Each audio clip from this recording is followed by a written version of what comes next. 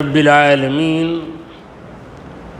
والصلاة والسلام علی سید المرسلین وخاتم النبیین سیدنا و مولانا محمد وعلی آلہ وصحابہ اجمعین اما بعد فاعوذ باللہ من الشیطان الرجیم بسم اللہ الرحمن الرحیم وما ارسلناک الا رحمتا للعالمین صدق اللہ مولانا العظیم۔ حاضرین محفل السلام علیکم ورحمۃ اللہ وبرکاتہ۔ اللہ رب العزت جل وعلا کا ہم پر بے پناہ کرم ہے کہ اس نے ہمیں آقائے نامدار احمد مختار مدنی تاجدار دونوں جہاں کے سردار حضرت محمد مصطفیٰ رسول خدا صلی اللہ تعالی علیہ وآلہ وسلم کی بابرکت امت میں پیدا فرمایا۔ سامعین کرام، درس حدیث کا یہ سلسلہ 2 جمعے موقوف رہا چونکہ میلاد النبی صلی اللہ علیہ وسلم کے 12 جلسوں کا سلسلہ چل رہا تھا، تو یہ ایک پروگرام کے لیے دوسرے پروگرام کو موقوف کرنا ہی پڑتا ہے، اس کے سوا چارہ کار نہیں۔ اگر دونوں پروگرام رکھے جائیں تو جو سامعین ہیں وہ بشری تقاضے کے مطابق تھک جائیں گے، آخر ایک پروگرام تو کامیاب ہوگا، دوسرا پروگرام ناکام ہو جائے گا۔ تو اسی مصلحت کے پیش نظر درس حدیث کو موقوف رکھا گیا تاکہ میلاد النبی صلی اللہ علیہ وسلم کے بیانات جو سال میں ایک بار ہی کیے جاتے ہیں ان کو تسلی کے ساتھ تشفی کے ساتھ انجام دیا جائے۔ تو اب جو احادیث کا سلسلہ تھا اسی سلسلے کو آگے بڑھاتے ہوئے میں حدیث رسول آپ کے سامنے عرض کرتا ہوں۔ وعن ابن عمر قال نہى رسول اللہ صلی اللہ علیہ وسلم ان تتبع جنازۃ معها رانۃ رواہ احمد وابن ماجہ۔ حضرت عبداللہ بن عمر رضی اللہ عنہما سے روایت ہے، انہوں نے فرمایا، عبداللہ ابن عمر نے فرمایا کہ اللہ کے رسول صلی اللہ علیہ وسلم نے منع کر دیا، نہا رسول اللہ صلی اللہ علیہ وسلم، حضور نے منع کر دیا، ان تتبع جنازۃ معها رانہ، کہ ایسے جنازے کے پیچھے کوئی چلے جس کے ساتھ چیخنے چلانے رونے پیٹنے والی عورت بھی جا رہی، یعنی اگر کسی میت کے ساتھ میت کے گھر کے لوگوں نے ایک ایسی عورت کو مقرر کیا جو جاہلیت کے طریقے کے مطابق رو رہی ہے، چیخ رہی ہے، چلا رہی ہے، میت کے جو حالات تھے زندگی میں اس کی جو خوبیاں تھیں انہیں بول رہی ہے، تو ایسی حرکت جہاں پر ہو حضور صلی اللہ علیہ وسلم نے کہا کہ وہاں تم شامل مت ہو، اس جنازے کے ساتھ مت جاؤ، کیونکہ اس جنازے کے ساتھ اگر تم جائیں گے تو اس کا مطلب یہ ہوا کہ تم بھی اس برے کام کو سپورٹ کر رہے ہو یا اس برے کام کی تائید کر رہے ہو۔ لہٰذا اگر تمہیں معلوم ہوا کہ جنازے کے ساتھ گانے ناچنے والی عورت جا رہی ہے تو مت چلو۔ لوگوں کی عادت ہے کہ جنازے کے ساتھ جاتے ہیں تو خاموش نہیں جاتے، خاموش جانا بہتر ہے، خاموش نہیں جاتے۔ اس لیے ہمارے بزرگوں نے کہا کہ یہ لوگ خاموش رہنے والے نہیں ہیں، ان کو مصروف کر دیا جائے۔ دیکھیے بچہ ادھر ادھر یہ کھینچا وہ کھینچا، کبھی جا کے فریج کھول رہا ہے، کبھی جا کے واشنگ مشین میں ہاتھ ڈال رہا ہے، تو ہم کیا کرتے؟ اس کے سامنے کھلونے ڈال دیتے۔ اب کھلونے میں مصروف ہو گیا تو ادھر ادھر نہیں جاتے۔ تو ہمارے بزرگوں نے کہا کہ جب یہ لوگ ان کو خاموش 10 بار بولو بھائی خاموش چلو خاموش چلو، جہندے بھائی ضروری بات کرتا ہوں، کیا خاموش چلو، معلوم مجھے سب بنے، جھگڑے ہو جائیں گے، اس لیے کہا کہ کلمہ شہادت پڑھتے ہو جاؤ۔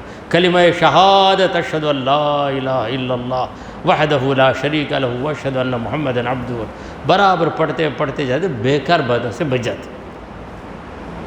اور حضور نے اللہ کا ذکر کرنے سے کسی بھی صورت میں منع نہیں کیا۔ جنازے کے ساتھ چلو تو اللہ کا ذکر کرو، ایک تو میت کا غم، تو اس غم کی وجہ سے اس کا بیٹا، اس کا بھائی، یہ لوگ تو بالکل اداس ہو کر جاتے ہیں، مگر جو لوگ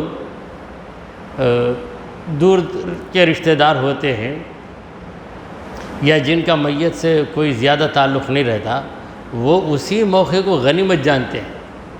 غنیمت جان کر دو دوست مل کر ادھر کی باتیں، ادھر کی باتیں، بزنس کی باتیں، سیاست کی باتیں، گھر کی باتیں، کسی کی غیبت، کسی کی چغلی، کبھی جھوٹ اور دنیا بھر کی باتیں، اپنی بڑائی جتانا، میں وہ ٹائم پہ کیا کرا معلوم، یہ ٹائم پہ کیا کیا معلوم۔ اس لیے ہمارے بزرگوں نے کہا کہ چلتے چلتے کلمہ شہادت پڑھتے جاؤ، پڑھتے ہوئے جائیں گے پھر خاموشی ہو جائے گی، اس لیے ان کو یاد دلانا۔ تب کیا کرنا پڑتا ہے، چابی دینا پڑتا ہے، تب چارج کرنا پڑتا ہے۔ چارج کرنے کے لیے کلمہ شہادت زور سے بولتے تو چارج ہو جاتا ہے، سب کلمہ پڑھنے لگ جاتے۔ تو یہی مقصد ہے کلمہ شہادت پڑھتے ہوئے جانے کا، تاکہ آپ فضول باتوں سے بچ جائیں، دنیاوی باتوں سے بچ جائیں۔ کم از کم اتنی دیر تو اللہ کا ذکر کر لو۔ اللہ کے ذکر میں بڑی فضیلت ہے، ذکر کرنے والے کو تو فائدہ ہوتا ہے، میت کو بھی فائدہ ہوتا ہے، اسے بھی سکون مل جاتا ہے جب ذکر کیا جاتا ہے۔ تو بہرحال یہ جو حدیث ہے اس کے اندر یہ بتایا گیا کہ اگر کسی جنازے کے ساتھ ناچنے والی، گانے والی عورت ہے تو اس جنازے کے ساتھ مر جاؤ۔ اس حدیث کو امام احمد نے اور ابن ماجہ نے روایت کیا ہے۔ امام احمد بن حنبل کی کتاب ہے مسند احمد، اور ابن ماجہ کی کتاب ہے سنن ابن ماجہ، سنن ابن ماجہ۔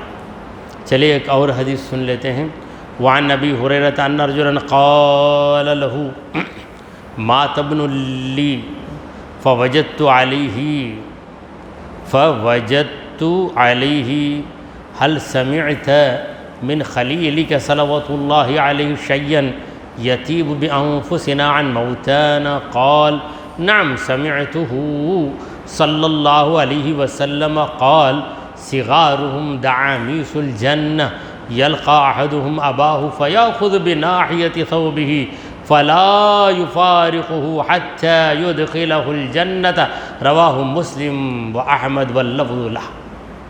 یہ جو ہے حدیث پڑھنا، مدارس عربیہ میں استاد حدیث پڑھتے ہیں، طلبہ سنتے ہیں، مگر طلبہ کو عربی معلوم رہتی ہے تو یہ جب استاد پڑھتے ہیں تو سمجھ بھی لیتے ہیں۔ تب یہاں پر حدیث تو میں نے پڑھی، حدیث کو آپ نے سنا عربی زبان میں، رسول پاک صلی اللہ علیہ وسلم کی مبارک لفظوں کو آپ نے سنا، بات سمجھ میں آئی یا نہ آئی یہ دوسری بات ہے، برکت تو آپ کو مل گئی۔ وہ مبارک الفاظ آپ کے کانوں میں گھسے اور دماغوں میں اس کا تصور آیا، یہی بہت بڑی نعمت ہے۔ تو حضرت ابو ہریرہ رضی اللہ تعالیٰ اس حدیث کے راوی، اس حدیث کو پیش کرنے والے، روایت کرنے والے کون ہیں؟ حضرت ابو ہریرہ، صحابی ہیں ابو ہریرہ رضی اللہ عنہ۔ ابو ہریرہ کا معنی کیا ہے؟ چھوٹی بلی والا۔ ہریرہ چھوٹی بلی، بڑی بلی نارمل رہی تو اس کا نام ہرہ، ہرتن کا معنی ایک بلی، وہ بالکل چھوٹے سائز کے ہو تو ہرہ کو ہریرہ بنا دیتے، اسے کہتے ہیں اس میں مصغر، تصغیر کا اسم ہے مصغر۔ حضرت ابو ہریرہ کا نام کچھ تھا، صحیح طور پر کسی کو معلوم نہیں، عبد الرحمن کوئی کہتا ہے، کوئی عبداللہ کہتا ہے، اصلی نام غائب ہو گیا۔ وہ ایک چھوٹی بلی اپنے پاس رکھے تھے، چھوٹی بلی ان کے پاس تھی۔ ہمارے حضور نے کہا، اے بلی والے، یا ابا ہریرہ، تو وہ حضور کے منہ سے نکلا تو انہوں نے کہا کہ مجھے ابو ہریرہ بلاؤ، ابو ہریرہ بلاؤ۔ سب ابو ہریرہ، اصلی نام لوگ بھول گئے۔ اب مورخین میں اختلاف ہے، ان کا نام عبد الرحمن تھا یا عبداللہ تھا، کیا نام تھا؟ تو نبی کی زبان سے نکلا ہوا نام، نہ اس کے معنی کی طرف توجہ، نہ اس کے حسن کی طرف توجہ۔ نبی کی زبان سے پتھر نکلا تو جوہر، اور نبی کے ہاتھ سے ملنے والا پتھر دنیا کے کروڑوں روپے والے جوہر پہ بھاری، کیونکہ نبی کا ہاتھ لگ گیا اسے۔ تو نبی کی زبان سے نکلا ابو ہریرہ۔ تو حضرت ابو ہریرہ رضی اللہ عنہ اس حدیث کے راوی ہیں، انہوں نے کہا کہ ان رجلا قال له، یہ ایک شخص، یہ ایک آدمی حضرت ابو ہریرہ رضی اللہ تعالیٰ عنہ سے کہتا ہے، حضرت ابو ہریرہ صحابی ہیں، تو جو لوگ بعد میں آئے تھے وہ صحابہ سے دین سیکھتے تھے، تو مل کر کہا ما تبن لی، میرا ایک بیٹا گزر گیا، ابن لی، میرا ایک بیٹا انتقال کر گیا ہے، فوجدت علیہ، بیٹے کو یاد کرتا ہوں تو بڑا دکھ ہوتا ہے۔ فطری بات ہے، اگر کسی کا 4 سال کا بچہ کھیلتا کودتا ہنسی مذاق کرتا دل لبھا تھا، اس کی ایک ایک ادا پیاری رہتی، باپ کو ہر ایک کو پیاری ہوتی، باپ کو تو بہت زیادہ پیاری رہتی، تو اچانک وہ بچہ گزر جائے تو باپ کا حال کیا ہو، دکھ ہوگا۔ تو کہنے لگا میرا ایک بیٹا گزر گیا حضرت، کس سے بول رہا ہے؟ ابو ہریرہ رضی اللہ عنہ سے، اے حضرت ابو ہریرہ میرا ایک بیٹا گزر گیا، مجھے بڑا دکھ ہوتا ہے، میں کیا کروں، سنبھالنے میں بہت دقت ہے۔ حل سمعت من خلیلک صلوات اللہ علیہ شیئا، کیا آپ نے اپنے خلیل، حضرت ابو ہریرہ کے خلیل کون ہے؟ دوست، حضور صلی اللہ علیہ وسلم، کیونکہ حضرت ابو ہریرہ رضی اللہ عنہ جب روایت کرتے تو دیگر صحابہ تو کہتے قال رسول اللہ صلی اللہ علیہ وسلم، اللہ کے رسول صلی اللہ علیہ وسلم نے کہا۔ حضرت ابو ہریرہ بعض موقعوں پر کہتے کہ قال خلیلی، قال خلیلی صلی اللہ علیہ وسلم، میرے خلیل نے کہا۔ تو اسی لب و لہجے میں وہ شخص پوچھ رہا ہے آپ کے جو خلیل ہیں صلوات اللہ علیہ، ان پر کئی درود ہوں، صلوات ہوں، انہوں نے کیا آپ سے کہا؟ کیا کہا؟ شیئن، کوئی بات، یتیب بانفسنا عن موتانا، ہمارے مرحوموں کے بارے میں حضور کی کوئی ایسی بات سناؤ وہ سن کر ہمارا دل خوش ہو جانا۔ میرا بیٹا گزر گیا، حضور اکرم صلی اللہ علیہ وسلم کی کوئی حدیث آپ کو یاد ہو جس کے اندر مرنے والے کے بارے میں یعنی مرحوم کے بارے میں کوئی خوشخبری ہو، اسے ہم سنیں گے تو ہمارے دل کو کچھ سکون ملے گا، خوشی ملے گی۔ ایسی کوئی حدیث آپ کو اگر یاد ہے تو اے حضرت ابو ہریرہ مجھے سنائیے۔ حضرت ابو ہریرہ رضی اللہ عنہ تو حافظ الاحادیث، بے شمار حدیثیں انہیں یاد ہیں، اور کمال یہ ہے کہ حضور سے جن لفظوں کو سنا انہی لفظوں کو کئی سالوں کے بعد بھی پیش کرتے۔ یہ قدرت حضرت ابو ہریرہ کو نبی کی برکت سے ملی۔ قال نعم، حضرت ابو ہریرہ نے کہا کہ ہاں میرے پاس ایک حدیث ہے، سمعتہ صلی اللہ علیہ وسلم، میں نے نبی کریم صلی اللہ علیہ وسلم سے یہ بات سنی جو موتا کے بارے میں۔ موتا کا معنی مرحوم لوگ، موتا عربی کا لفظ ہے، موتا میت کی جمع ہے، میت کے معنی انتقال کر جانے والا، تو میت کی جمع موتا۔ لوگ کہتے شب برات میں موتا کے نام سے فاتحہ پڑھو، کا مطلب جو لوگ گزر گئے ہیں ان کو سورہ فاتحہ پڑھ کر ثواب پہنچاؤ، یہ اس کا مطلب ہے، اسے شارٹ موتا کے نام سے فاتحہ دلاؤ۔ تو یہ مرحوموں کے بارے میں نے نبی کریم صلی اللہ علیہ وسلم سے سنا ہے۔ قال، حضور صلی اللہ علیہ وسلم نے فرمایا، صغارہم دعامس الجنہ، جو چھوٹے بچے دنیا میں انتقال کر جاتے وہ جنت میں بے دھڑک گھس سکتے۔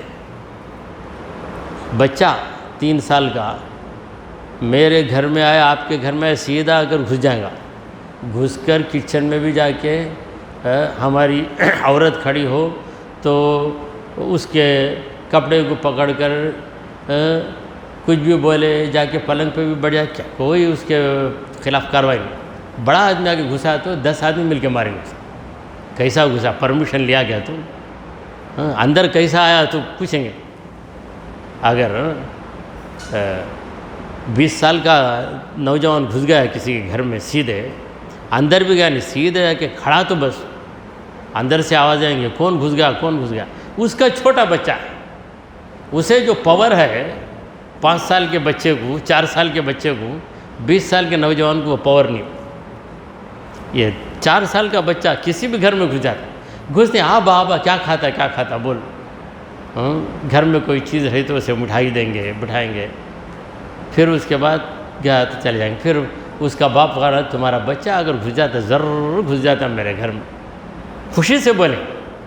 تو حضور کہتے ہیں جو دنیا میں بچپن میں گزر جاتے ان کو وہاں کیا پاور رہتا ہے، جنت میں کبھی بھی گھس سکتے، نکل سکتے، گھس سکتے، نکل سکتے، گھس سکتے۔ دعامیس الجنہ ہے، دعامیس دعموس کی جمع ہے، یعنی وہ لڑکا ذرا بڑا ہو گیا تو اسے اختیار نہیں، اگر 7-8 سال کا ہو کر گھسا تو باعقل نہیں تجھے، ایک آواز دے کر آ نہیں سکتا، تو کھٹکھٹا کرا نہیں، یہ پوچھیں گے اس کو۔ مگر 3-4 سال کا بچہ گھسا تو اگر کوئی پوچھے بھی، اسے عقل ہے جو تمہارا بچہ اتنا جو گھسا، اسے جا کر پوچھتے تم بنے، پوچھنے والے کو الٹا سوال کریں گے، تم کو عقل ہے؟ چھوٹا بچہ جو 3 سال کا گھر میں گھس گیا تو اسے جا کر پوچھتے نا، تو پوچھ کر آ، اجازت لے کر آ، عقل ہے تم کو؟ تو اسے پوچھنے والا بد دماغ ہو جاتا ہے۔ تو رسول کریم صلی اللہ علیہ وسلم فرماتے ہیں کہ جو بچے بچپن میں گزر جاتے تو ان کی حالت یہ ہوتی کہ وہ جنت میں بھی بچے رہتے ہیں، یعنی جب چاہے جنت میں گھس سکتے، نکل سکتے۔ یلقا احدہم اباہ، وہ بچہ جو گزر گیا بچپن میں آ کر اپنے باپ کو دیکھے گا، اس کا باپ جنت کے باہر کھڑے رہے گا، ابھی حساب نہیں ہوا ہے، کیسا جائیں گا جنت کے اندر، نہیں جا سکتا، کھڑے رہتا۔ یہ آتا بچہ جو بچپن میں گزر گیا، وہ اپنے ابا کے پاس آتا، آ کر کیا کرتا ہے، فَيَأْخُذُ بِنَاحِيَةِ ثَوْبِهِ، کہ کپڑے کا جو کنارہ ہے اسے پکڑ لیتا ہے۔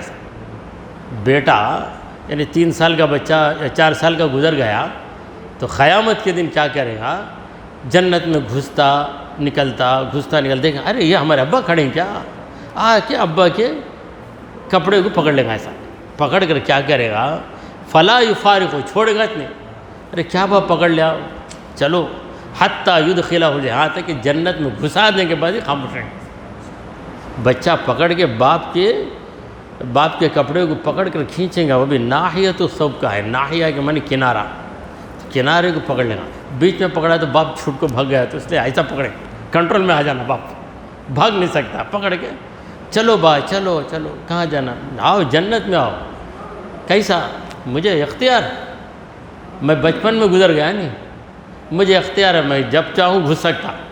تم لوگ گھسنا تو فرشتے کی آرڈر لے کر گھسنا، فرشتے کو دیکھنا، جاؤ اندر، ادخلوا الجنت انتم وازواجکم، فرشتے بولیں گے جاؤ تم، تمہاری بیویاں، لیکن بچوں کو وہ بولنے کی ضرورت نہیں، دنیا میں جیسے تھے اسی حالت میں قیامت کے دن بھی رہیں گے۔ یہ سنتے ہی باپ کا دل خوش ہو گیا، خیر میرا بیٹا گیا، یہ دکھ تو مجھے ملا ہے، خیر اتنی تو میرے لیے اس میں بھلائی ہے کہ میں گنہگار مجرم سیاہ کار، میں جنت میں نہیں جا سکتا، جا کے کھڑے رہوں گا، کب مجھے آرڈر آئے گا، کب مجھے حکم ملے گا، میرا بچہ بھاگ کر آ کے میرے کپڑے کا دامن پکڑ کر مجھے اندر لے کے چلے جائیں گا، میں جا کر میرے بچے کے ساتھ رہوں گا، تو یہ خوشی ہوگی۔ تو یہ حدیث سنائی حضرت ابو ہریرہ رضی اللہ عنہ نے۔ اس حدیث کو امام مسلم نے روایت کیا، رواہ مسلم و احمد، امام مسلم اور امام احمد دونوں نے۔ امام مسلم کی کتاب کا نام ہے صحیح مسلم، اور امام احمد کی کتاب کا نام ہے مسند۔ بعض لوگ مسند کو مسند پڑھتے، تو اردو والوں کو کیا معلوم تلفظ، صرف اردو زبان معلوم ہے تو میم کو زبر لگانا، پیش لگانا معلوم نہیں بیچارے۔ بعض مقررین جن کو عوام علماء سمجھتے، مسند احمد میں ہے، ہم لوگوں کو معلوم ہوتا ہے یہ عالم نہیں، کیونکہ عالم رہا تو مسند نہیں پڑھے گا۔ جیسے علم قرات ہے، کوئی بڑی راگ سے پڑھتا الحمد للہ رب العالمین الرحمن الرحیم پڑھتا، پبلک کیا سمجھتی بہت اچھے قاری، کیا راگ سے پڑھتے الرحمن الرحیم۔ جو حافظ یا قاری رہتا سمجھتا یہ اسے تلاوت کرنے کی نہیں آتا، الرحمن الرحیم کی جگہ الرحمن الرحیم۔ ایک صاحب تقریر کے لیے آگے، تقریر میں حمد و ثناء کے بعد شب قدر کی انا انزلناہ فی لیلۃ القدر بول کے پڑھ رہے ہیں۔ اب فی لیلۃ القدر کیسے آ گیا؟ فی لیلۃ القدر ہے وہاں۔ اب علماء کو معلوم ہو گیا کہ یہ جاہل ہیں، علم نہیں ہے ان کے پاس، بولنے آ گیا، حافظ کو بھی پتہ چل گیا۔ اب کمیٹی کے لوگوں کو بولے بھائی یہ بڑے مولانا نہیں بھائی، جے کی جل کو مرتی ان سے تمہیں، ارے جلنے کی بات نہیں بھائی، لیلۃ القدر بولتا، فی پڑھ کر وہ قرآن میں اٹھا کر دیکھو فی لیلۃ القدر ہے، وہ دیکھیں گے بھی نہیں۔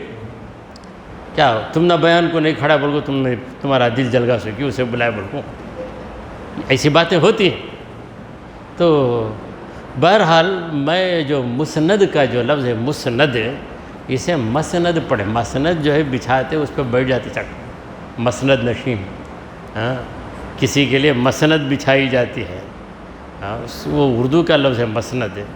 اب وہ لوگ سوچتے کہ مسند لفظ بہت مشہور ہے، مسند احمد، اچھا اسے معنی پوچھو، ہم مسند احمد کا وہ بھیا امام احمد بن حنبل بچھا کو بیٹھتے تھے نہیں مسند، وہ مسند بتا، حالانکہ جو ہے مسند ہے۔